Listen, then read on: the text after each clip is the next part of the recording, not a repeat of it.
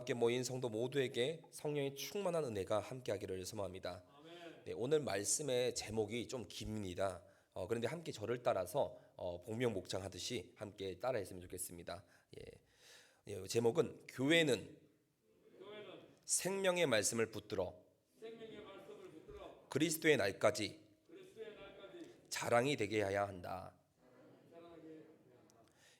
이처럼 교회는 생명의 말씀을 붙들어 그리스도의 날까지 자랑이 되게 해야 한다라는 제목입니다. 좀 길죠. 그런데 이 제목을 통해서도 알 수 있듯이 우리가 평생에 자랑해야 될 것이 무엇인지 돌아보는 이 시간 되기를 원합니다. 성도 여러분, 우리가 어릴 때 한번 생각해 보면 지금도 그런 것 같습니다. 뭐 좋은 게 있고 또 자랑할 만한 게 있으면 어떻게 합니까? 특히나 우리 어린 아이 때, 우리 철모르던 그런 시절 때 보면은 새로 산 장난감이나 아니면 새로 산 상품 혹은 신발 이런 것들이 있으면은 다 자랑하고 싶지 않겠습니까? 자랑하고 싶은 게 당연한 거 아닌가요? 누구나 할 것 없이 새로 산 물건이 있으면 자랑하고 싶은 게 당연합니다. 그래서 저는 시골에서 자랐다 보니까 초등학교 생활을 하면서 뭐든 새로 사고 싶으면 사면은 자랑하고 싶은 게 아니겠습니까? 그런데 때때로 자랑하다 보면은 한 대 맞기도 합니다. 그래서 저는 그때 당시에 여자친구들이 더 많이 있었거든요. 남자가 6명이었고, 여자가 9명 이렇게 있었던데, 6학년 때. 그때 만약에 이렇게 자랑을 하게 되면은 여자친구들이 이제 꼬집기를 하는데, 특히 제일 아픈 곳 어딘지 아십니까? 안쪽 팔, 이 안쪽 살을 이렇게 꼬집는데, 그때마다 지나고 나면 피멍이 들어있더라고요. 그래서 이렇게 꼬집힌 적이 있었는데요. 그래도 마냥 그때는 어땠습니까? 자랑하고 싶은 게 그 아이들의 심리인 것 같습니다. 근데 오늘날도 보시면은 SNS나 혹은 인스타를 보시면은 새로 생긴 맛집이나 아니면 어디 좋은데 그런 여행을 가면 꼭 사진을 찍어 일상으로 남기지만 실상 그 안에 잘 보시면 자랑이 내포되어 있지 않겠습니까? 어느 정도는 보면서 부럽기도 하고요. 한번 가봐야겠다 그렇게 생각도 하게 됩니다. 허나 우리가 환경을 여건을 또 보자면 그 또한 또 쉽지는 않습니다. 그런데 오늘 말씀을 함께 보시면은 오늘 말씀에는 우리가 이것은 자랑해도 지나치지가 않습니다. 계속 자랑하며 우리는 살아가야 합니다. 자랑할 수밖에 없고요. 한평생 주님이 원하시는 일이기도 합니다. 제목을 통해서도 알 수 있는 것은 성도 여러분, 우리는 교회라는 사실을 아시죠? 그런데 이 교회는 예수님을 주와 그리스도로 고백하는 신자들이 모인 곳이며 또 예수님의 12제자들이 했던 신앙 고백을 우리 또한 동일하게 고백을 받은 그런 그리스도인 그 자체가 바로 교회입니다. 그것도 새 생명, 다른 것도 아닌 새 생명을 부여받아 자랑할 수밖에 없는 그 삶을 우리는 부여받았다는 사실입니다. 그런데 그럼에도 우리는 이 귀한 이 새 생명, 억만 가지라도 자유할 수 없는 죄악의 잔재 안에서 허적거릴 수밖에 없는 그런 인생이었음에도 불구하고 우리는 이 사실을 잊은 채 살아간다는 겁니다. 성도 여러분, 교회는 우리 주님이신 예수 그리스도께서 친히 세우신 주님의 교회입니다. 이 사실을 믿으십니까? 그래서 주님은 음부의 권세가 이기지 못하도록 교회를 보호하시며 또한 천국 열쇠 또한 우리에게 주셨습니다. 그렇게 교회에 속한 성도들은 사망에서 건짐을 받으며 천국 곧 하나님의 나라에 들어가 하나님이 주시는 평강의 복을 누립니다. 다시는 사단 마귀와 곧 죄와 사망의 세력이 교회에 속한 성도들을 건들 수가 없습니다. 그리고 교회 안에서 우리는 주님으로 말미암아 누리는 이 모든 복의 영원함을 여러분 믿으십니까? 믿으시기를 소망합니다. 왜냐하면 그분이 친히 세우신 교회이기 때문입니다. 더 나아가 교회는 그 이상이라 말씀드리고 싶습니다. 무슨 말씀이냐면 주님은 교회를 세우셔서 그 권능으로 우리에게 돌보실 뿐만 아니라 아예 교회를 자신과 하나 되게 하셨습니다. 즉 우리 교회는 주님이 세우셨을 뿐만 아니라 주님 안에 거하여 하나 된 주님의 몸입니다. 하나님은 교회를 주님의 몸으로 비유하시면서 우리가 이 교회의 영광과 충만함을 알기를 원하십니다. 그렇다면 아까 말씀드린 것처럼 이 교회의 영광과 충만을 알기를 위해서 중요한 건 바로 이 생명의 말씀을 붙들어야만 합니다. 이 생명의 말씀을 등한시하고 외면하며 살아간다면 우리는 결국 하나님 나라의 백성이 될 수 없습니다. 오늘날 우리는 교회라는 사실을 잊지 말고 또 주님의 자녀로서 흠없는 자녀로서 살아가야 되는 줄 믿습니다. 그렇기 때문에 오늘 제목처럼 교회는 생명의 말씀을 붙들어 그리스도의 날까지, 즉 우리 주님이 오시는 그날까지 우리는 준비되면서 자랑하며 살아가야 한다는 말씀입니다. 오늘 본문 2장 전반부에서는 바울이 빌립보 교회 성도를 향해서 이 그리스도의 겸손한 마음을 품으면 하나 되는 삶을 살 수 있음을 말씀했습니다. 바울이 빌립보 교회를 향하여 하고 싶었던 말은 그리스도의 믿음으로 말미암아 여러분 이것으로 우리가 힘이 된다면 더 나아가서 마음을 같이하여 한 마음을 품어야 한다는 사실을 이야기했습니다. 그렇다면 두 마음은 있을 수가 없습니다. 오직 한 마음, 그것은 예수 그리스도의 마음을 품어야 되는 것입니다. 그러면 예수 그리스도의 그 마음이 무엇이겠습니까? 그것은 우리를 죄를 사하시고 십자가의 대속물로 되어주신 것입니다. 그 과정에서 예수님은 친히 낮아지셨습니다. 자기를 비우셨고 종의 형체를 가지셨습니다. 또한 하나님과 동등됨, 즉 하나님과 똑같이 높은 분이시지만 결코 높은 자리에 있기를 원하지 않으시고 사람들과 같이 낮아지셨습니다. 그렇게 사람의 모양으로 나타나셔서 낮추시고 십자가에 죽기까지 순종하십니다. 이렇게 하셨을 때에 하나님은 오히려 그분을 최고로 높이셨고 뛰어난 이름으로 주심으로 말미암아 하늘과 땅에 있는 모든 자들에게 예수 그리스도의 이름으로 무릎을 꿇게 하셨습니다. 이렇게 성도는 낮고 낮은 마음을 품으며 갈 때에 하나님의 백성으로 높여주심을 바울은 전했습니다. 그리고 오늘 말씀을 보시면 11절까지는 잘 보시면 그리스도의 마음을 품는 것으로 권면하는 것으로 마무리하면서 이제 12절에서는 어떻게 합니까? 어떻게 살아가야 될 것인지에 대한 결론으로 비추고 있습니다. 그래서 이 결론의 메시지는 바로 12절, 중심 메시지는 바로 이 12절입니다. 항상 복종하고 두렵고 떨림으로 너희 구원을 이뤄가야 한다라는 이 말씀을 하고 싶은 겁니다. 앞서 그리스도의 낮아짐과 높아지심에 대해 찬송했던 바울은 빌립보 성도들의 삶 속에서 그리스도의 죽기까지 복종하심, 이것을 본받아 구원의 완성을 이루도록 권면하고 있습니다. 12절을 보시면 바울은 사랑하는 빌립보 교회 성도들에게 내가 곁에 있을 때나 없을 때에 항상 순종하는 마음을 가지라 말합니다. 그리고 하나님이 주신 이 구원을 이루기 위해 열심히 노력하며 두려움과 떨림으로 힘쓰기를 간절히 원하고 있습니다. 그렇다면 성도 여러분, 성경은 이처럼 구원에 대하여 과거와 현재와 미래로 설명하고 있습니다. 첫 번째로 우리 과거형으로 생각해 보면 이미 이것은 받은 구원이죠. 그런데 다른 말로는 구속입니다. 우리가 알고 있는 과거형 구원은 완성된 구원이 아니라 하나님의 전적인 은혜로 이루어진 구속이라는 겁니다. 둘째로는 현재형입니다. 이 현재는 뭡니까? 현재도 이 구원을 이루어가고 있는 현재 진행형으로 말씀드리고 싶습니다. 또 셋째는 미래형인데 아직 구원이 완성되지 않은 채 살아가는 지금 현재 우리 그리스도인이라는 겁니다. 그래서 성경에서는 이렇게 과거로부터 미래까지 시제가 나오는 단어들이 있습니다. 특히 이 구원은 더욱 그러합니다. 그러나 보통 구원에 관한 가르침이나 설교는 과거형, 즉 이미 하나님 나라에 들어가기로 보장받은 것에만 국한될 때가 참으로 많습니다. 이것은 잘못된 오류에 빠지기 쉽습니다. 그래서 구원에 관한 설교가 나올 때면 이미 지나간 일에 대해서 추억 정도로만 여기고 매우 초신장 정도나 이 구원에 관한 소식을 새롭게 할 필요가 있다고 생각하고 잘 듣지를 않습니다. 한마디로 나는 이미 이거에 대해 알고 있어, 이런 자세로 일 때가 많다는 겁니다. 그러나 이는 매우 위험한 생각입니다. 왜냐하면 성경을 잘 보시면 절대로 이미 보장받았다는 것만 말하고 있지 않기 때문입니다. 동시에 보장받은 그 구원에 대한 확신을 우리 스스로 저버릴 수 있는 가능성까지도 열어놓은 듯한 그런 표현들이 많이 있습니다.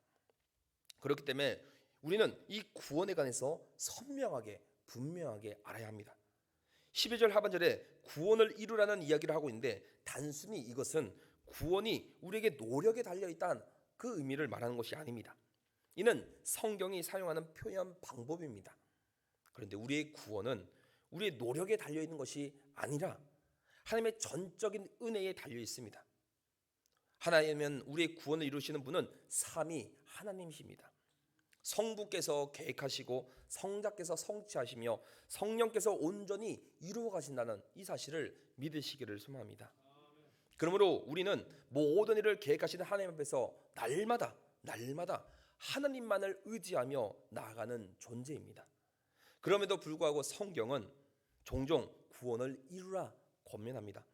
왜냐하면 성경의 이런 권면을 하는 것은 구원이 우리에게 달렸기 때문이 아니라 구원을 이루어가는 그 과정을 잘 생각해 보면 우리의 신실함을 요구하고 있기 때문입니다. 우리가 그리스도를 믿는 성도라면 마땅히 우리는 하나님의 뜻에 어떻게 해야 되겠습니까? 복종해야 합니다. 이것은 구원 얻은 백성이 마땅히 져야 할 책임이기도 합니다. 그리고 앞서 8절에서도 우리는 확인할 수 있습니다. 8절에서도 그리스도께서 사람의 모양으로 나타나사 자기를 낮추시고 십자가에 죽기까지 복종했다고 말씀합니다. 이 말은 곧 12절의 복종하고도 함께 연결되어 있습니다. 그래서 우리는 그리스도의 마음을 본받는 자라면 마땅히 그리스도께서 하신 복종, 즉 우리도 결국에는 하나님의 말씀에 복종하는 삶을 살아야 한다라는 것으로 보여집니다. 여기서 복종한다는 말은 어떻게 보면 우리는 강압적으로 와닿게 될 수도 있습니다. 그러나 하나님이 우리의 창조주시고 또 이 모든 만물을 창조하시고 지으시고 통치하시는 또 다스리는 우리는 그분을 믿는다면 우리는 당연히 복종하는 삶을 사셔야 합니다. 또한 우리는 구원받을 자격이 없는 존재였지만 그분이 우리를 이토록 사랑하셔서 종의 형체로 이 땅에 예수 그리스도를 보내셨고 예수 그리스도를 우리를 향하여 구원을 이루시기 위해 자신의 몸을 아낌없이 바치사 두렵고 떨림으로 이 십자가의 길을 복종하셨습니다.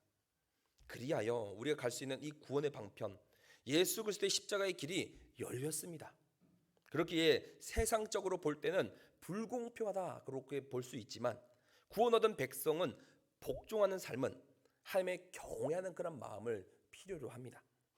우리가 하나님을 진실로 믿고 경외하지 않는다면 복종할 수도 없다는 거죠. 복종할 수도 없고 순종할 수도 없습니다. 우리가 진정 하나님을 경외하는 마음으로 살아가는 성도 여러분 되기를 간절히 소망합니다.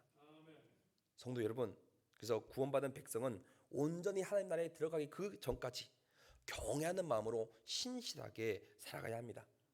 하나님 아버지만을 경외하며 죄를 멀리하는 삶을 살아가야 합니다. 이처럼 세상에서 예수를 믿고 따르는 삶은 멀고도 험한 길입니다. 가벼운 마음으로 쉬운 마음으로는 절대로 이 길을 걸어갈 수 없습니다. 우리가 이 길은 다 알고 계시지만 결코 쉬운 길이 아닙니다. 주의 길은 십자가의 길이며 순종의 길입니다.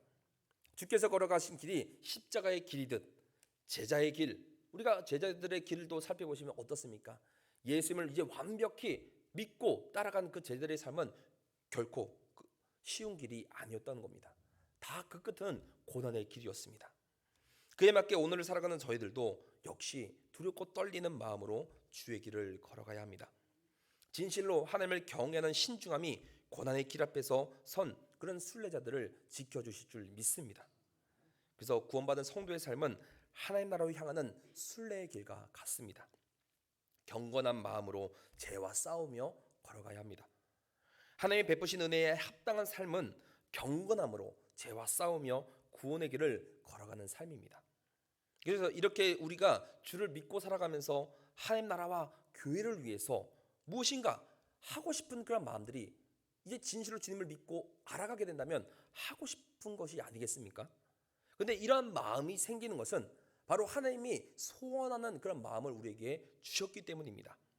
하나님은 우리에게 소원하는 마음을 주시고 그 마음으로 행하게 하십니다. 선한 마음과 헌신하는 마음으로 하나님께로부터 오는 것인데 하나님이 주시는 마음으로 행할 때에 성도를 갖춰야 되는 그런 삶의 자세가 오늘 본문에 나와 있습니다. 성도들이 갖춰야 될 이 삶의 이 중요한 자세를 우리가 두 가지로 설명하자면 첫 번째로는 바로 14절에 있는 것처럼 원망과 시비가 없이 해야 합니다.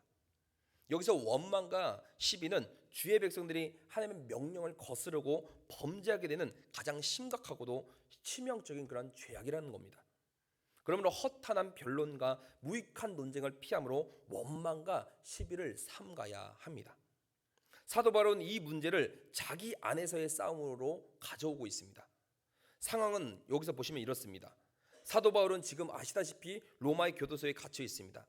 근데 이 사건에 대해 두 가지 반응이 나타납니다.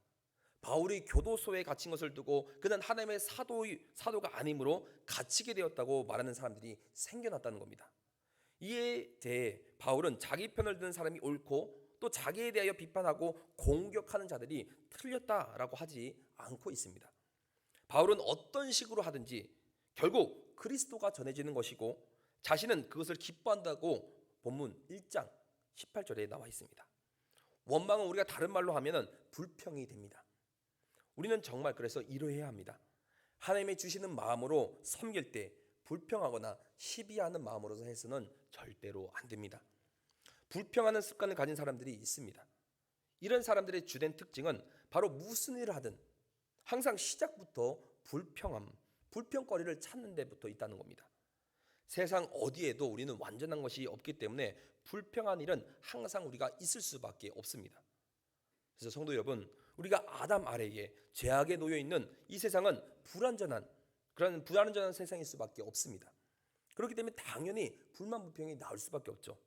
그러나 우리는 구원을 이루어 가신 주님을 기다리며 이 땅에 나그네로 살아가는 우리는 불평하지 말아야 합니다.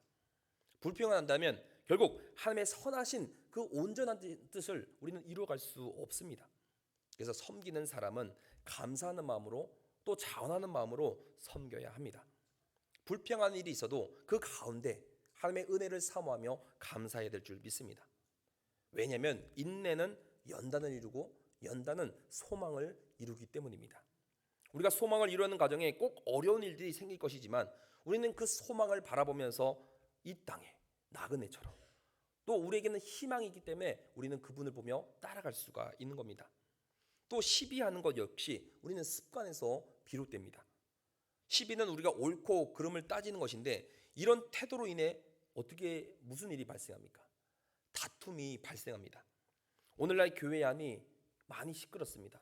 또 최근에 여러 가지 다른 이단들의 그런 매스컴으로 인해서 더욱 시끄럽게, 근데 그것을 다 교회로 몰아가고 있는 그런 형국에 있습니다. 근데 계속 시끄러운 이유, 바로 옳고 그름에 인해서 다툼이 발생했기 때문입니다. 우리가 교회 안에서 성도로서 살아가지만 다 똑같을 수는 없지 않겠습니까? 서로의 성향과 성격도 다르고 다 다릅니다. 같을 수가 없습니다. 그러나 성도라면 진리에 관한 문제, 또 복음에 관한 문제가 아니라면 서로 다르다는 것은 인정하고 용납해야 합니다. 세상 모든 일이 옳고 그른 것으로 나눠질 수는 없습니다. 이래도 좋고 저래도 좋은 일들이 너무나도 많고 각 사람에게 좋은 것 또한 다 다릅니다. 그렇기 때문에 진리의 문제가 아니라면, 복음에 대한 문제가 아니라면 다른 사람들의 그런 생각을 수용하고 다른 사람의 방법을 용납할 줄을 아셔야 합니다. 그러할 때 이 분란은 잠재워질 줄 믿습니다. 두 번째로 우리가 성도들이 갖춰야 될 그 자세는 바로 15절에 있는 것처럼 흠이 없고 순전하게 행해야 합니다. 여기서 흠이 없다 함은 손가락으로 상대방을 가리키지 말라는 말입니다. 이는 곧 남의 잘못을 비난하기 전에 먼저 자신을 살피라는 의미와도 동일시합니다. 또한 순전하다 함은 아무런 불순물도 섞이지 않은 아주 그런 순수한 상태를 유지하라는 말씀입니다. 이는 즉 악한 삶의 요소들을 배격하고 순수하고 청결한 이 복음의 진리 가운데 머물러 있으라라는 그러한 의미입니다. 그러면 성도의 구원은 우리 성도 가운데 역사하시는 하나님의 능력과 권한에 달려있지만 중요한 것은 이 구원이 완성되는 그날까지 성도는 끊임없이 성결한 삶을 통해 구원을 이루어 나아가야 하는 그런 책임이 있다는 사실을 잊지 마시기를 소망합니다. 그러므로 우리 16절을 보시면 우리에게 다시 한번 확고하게 말씀하고 있습니다. 생명의 말씀을 밝혀라 라고 기록합니다. 이는 새 번역 성경으로 살펴보면 생명의 말씀을 굳게 잡으십시오 라고 번역되고 있습니다. 이처럼 우리는 생명의 말씀을 굳게 잡아야 될 줄 믿습니다. 생명의 말씀을 밝히 드러내어 우리가 굳게 붙드는 것이 성도들에게 유익한 삶인 줄 믿습니다. 말씀을 어두운 곳에 감추어 두어서는 안 됩니다. 선명하게 우리는 드러내야 되며 굳게 붙들어야 될 줄 믿습니다. 우리가 자녀들을 보시면 어릴 때에 부모님과 떨어지지 않기 위해서 어떠한 제스처를 취합니까?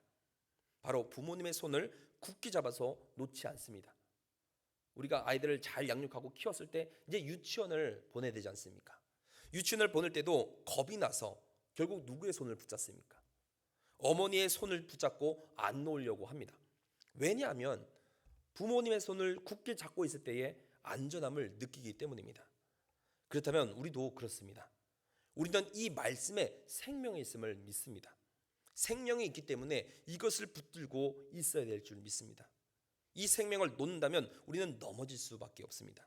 그런데 이 생명이신 이 말씀만을 굳게 붙드는 우리 성령의 가족들 되기를 간절히 소망합니다. 또한 사도가 회중들에게 생명의 말씀을 굳게 붙들라고 이렇게 권면하는 것은 자신의 수고가 어떻습니까? 헛되지 않게 하려 하기 때문입니다. 바울 사도는 자신의 수고가 열매를 맺어 하나님 앞에서 자랑할 것이 있기를 소망하고 있습니다. 여기서 사도는 교회가 성도가 온전한 신앙의 삶을 살아가는 것을 자랑으로 여깁니다. 이것은 바로 숭고한 자랑이라는 거죠. 그래서 우리는 우리의 자랑이 무엇인지 돌아봐야 되겠습니다. 세상에서는 명품을 자랑하고 재산을 자랑하고 명예를 자랑하고 권력을 자랑하려고 하지만 성도의 자랑은 무엇이겠습니까? 우리가 올 한 해를 우리가 성도로서 주뜻 안에서 무엇을 이루고 싶은지 다시 한번 점검하며 돌아보는 이 하루 되기를 소망합니다. 끝으로 17절은 이렇게 우리에게 기록합니다. 너희 믿음의 재물과 섬김 위에 내가 나를 전제를 드릴지라도 나는 기뻐하고 너희 무리와 함께 기뻐하리라. 아멘. 여기서 이 믿음의 재물과 섬김은 구약적 그런 표현입니다. 그런데 오늘날 우리는 교회는 더 이상 재물을 드리지 않습니다. 그렇다면 이 재물과 섬김은 무엇을 의미하겠습니까? 이는 하나님께 드리는 예배를 의미합니다. 의식적인 그런 예배뿐만 아니라 삶의 예배 모두를 포함하고 있습니다. 그래서 여기서 회중들이 하나님께 드리는 예배를 제사로 표현하는 이유가 있습니다. 우리가 제사 때 제물 위에 부어지는 포도주 비유로 사도의 마음을 표현하기 위해서 이렇게 했다는 겁니다. 여기서 전제는 제물 위에 부어지는 포도주를 의미합니다. 또 사도는 이 포도주와 같이 회중들이 하나님께 드리는 예배에 자신을 드리게 되어서 기쁘다고 고백하고 있습니다. 그래서 전제는 제사를 온전하게 하는 그런 절차입니다. 그래서 회중들이 하나님께 드리는 예배가 온전하게 되는데 필요하다면 자신을 드리고 싶다는 그러한 사도의 마음이 이 고백 안에 담겨져 있습니다. 그래서 회중의 이런 정결한 삶은 이 사도의 열매가 되어 하나님 앞에 자랑할 이유가 된다는 겁니다. 이처럼 회중이 하나님께 드리는 예배가 사도가 전제와 같이 드려져 하나님이 받으실 예배는 온전하게 됩니다. 그래서 회중의 삶과 사도의 삶은 서로 긴밀하게 이렇게 연결되어 있습니다. 사도는 회중을 위해 드려져야 되고 회중은 사도의 그런 열매가 되어야 합니다. 사도로 인해 예배가 온전히 되어 회중이 기쁘고 회중이 또 온전한 삶, 믿음의 삶을 살게 된다면 이 사도의 수고가 헛되지 않아 기쁘게 된다는 겁니다. 이로써 회중과 사도는 함께 기뻐할 수 있게 된다는 것을 이 말씀을 통해 보여주고 있습니다. 그러므로 성도 여러분, 갈수록 어그러지고 또 거스르는 세대 가운데 우리가 하나님의 흠없는 자녀로 세상의 빛으로 살기 위해서 우리가 해야 될 게 참으로 많습니다. 그러므로 그 전에 우리는 하나님의 은혜가 없으면 살아갈 수 없는 그런 존재라는 사실을 먼저 기억하시길 바랍니다. 하나님의 은혜를 비로소 우리가 깨달을 때에 먼저 복음으로 합당한 삶을 살게 될 것이며 그렇게 또 살기 위해서는 그리스도를 닮아가야 합니다. 교회로서 우리는 예수 그리스도를 닮아갈 때에 세상에서 어떻게 살아가야 하는지 분명 말씀합니다. 교회는 항상 복종해야 되는데 그 복종은 하나님을 경외하는 마음에서 비롯된다는 겁니다. 진실하게 하나님을 경외하는 마음으로 나갈 때 두렵고 떨리는 마음이 우리 안에 자리 잡게 됩니다. 이것은 우리가 무섭다는 것이 아니죠. 하나님을 진실로 사랑하며 그 안에 우리가 경외하는 마음, 하나님의 율법과 그 말씀을 지키는 그러한 마음이 생긴다는 겁니다. 그래서 하나님의 은혜로 이 구원을 이루어갈 때에 교회는 이런 다툼과 허영을 버리고 또 원망과 시비가 없이 해야 되며 흠이 없고 순전하고 거룩하게 세상 가운데 빛으로 나타내어져야 합니다. 그렇게 하기 위해서 우리는 생명의 말씀을 굳게 붙들고 그리스도의 날까지 이것을 끊임없이 자랑해야 되는 삶을 살아가야 되겠습니다. 우리가 3월 중순을 접어들면서 오늘 날씨도 보니까 어떻습니까? 너무너무 포근하지 않습니까? 또 우리 마음이 얼마나 포근해졌습니까? 막 기분이 너무 좋지 않습니까? 그런데 이러한 포근함을 느끼며 우리 안에 주님이 주신 이 생명의 말씀을 더욱 붙들기를 소망합니다. 주님의 날까지 이 십자가의 복음이, 이 생명의 말씀이 우리의 유일한 자랑거리가 되기를 간절히 소망합니다. 그래서 널리 이 복음이 전해지기를 위해 우리는 우리 안에서부터 충분히 이 생명의 말씀, 십자가의 말씀을 풍성히 배우고 알아가기를 간절히 소망합니다. 다시 한번 오늘 말씀을 정리하며 우리는 생명의 말씀을 굳게 붙들어 주님의 날까지 자랑해야 될 주님의 교회입니다. 교회는 우리가 이러한 삶을 살아야 합니다. 그렇다면 우리는 오늘 이 말씀을 흘러듣지 말고 잘 듣고 실천하는 삶을 대해야 합니다. 사랑하는 형제들에게 있을 때나 없을 때나 두렵고 떨리는 마음으로 구원을 이루어가라 하였는데 이것은 우리의 힘이 아니라는 겁니다. 우리의 힘으로는 할 수 없기 때문에 하나님의 은혜 없이는 불가능합니다. 하나님의 은혜로 우리 앞으로의 삶에서도 주님 없이는 살 수 없음을 고백함으로 온전히 주님의 교회를 이루어가기 위해 우리는 기도해야 합니다. 앞으로 주어진 많은 일들 가운데 그 일을 일로 생각하지 않고 주님이 주신 기쁨의 일로 생각하며 감사함으로 원망과 시비 없어야 합니다. 주님의 일에는 높고 낮음이 없습니다. 그러므로 불만 불평 또한 있어서는 안 됩니다. 항상 감사하는 마음으로 또한 진리를 제외한 다른 것에 있어서는 다름을 인정하고 시비가 없어야 합니다. 이런 마음으로 오늘 하루도 더 주님의 풍성한 은혜로 세워져 가는 우리 살아가는 우리 성광의 교회 되기를 간절히 소망합니다.